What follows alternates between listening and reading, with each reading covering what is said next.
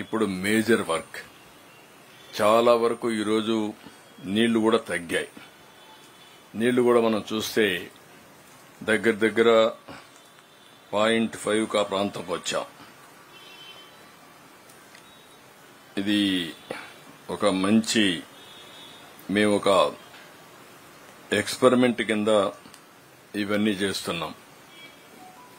Inflow Budameru ఎంత నీళ్లు వస్తున్నాయి, బుడమేరు కెనాల్ ఎంత వాటర్ ని కృష్ణాకు తీసుకుపోతుంది, టౌన్ లో అవర్లీ బేసిస్ ఎంత రెయిన్ పడతా ఉంది, ఎంత వాటర్ జనరేట్ అవుతా ఉంది.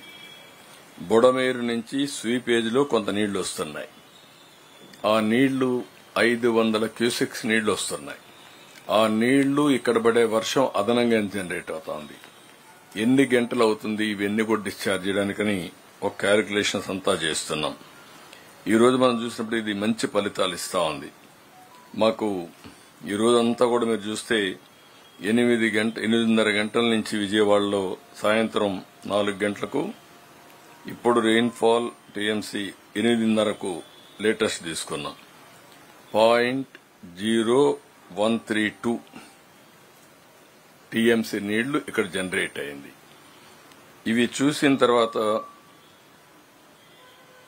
6 గంటలకు 0.51 టీఎంసీ నీళ్లు ఇంకా ఉన్నాయి ఇక్కడ.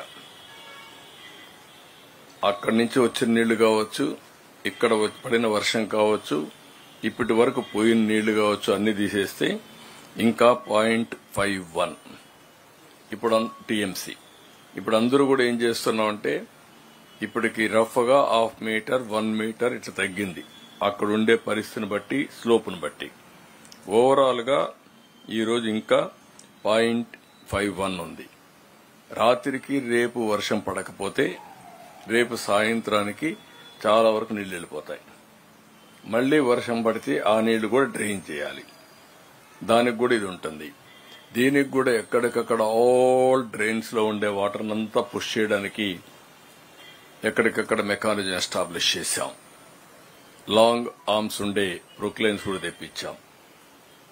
కొంత లోపల ఎక్కడన్నా చెత్త చెదారం ఉంటే అవన్నీ క్లీన్ చేపించడిగా చేశాం. ఇప్పుడు ఇంకొక పక్కన మనకు వచ్చినటువంటి పెద్ద ఛాలెంజ్ ఏంటంటే మనం దగ్గర ఒక 6,000, 7,000, 8,000 క్యూసెక్స్ లేకుంటే కంటిన్యూ చేస్తున్నాం పని. ఇంకా బండ్ పెంచి 10,000, 15,000 క్యూసెక్స్ ఆఫ్ వాటర్ కృష్ణా రివర్కి పోవడానికి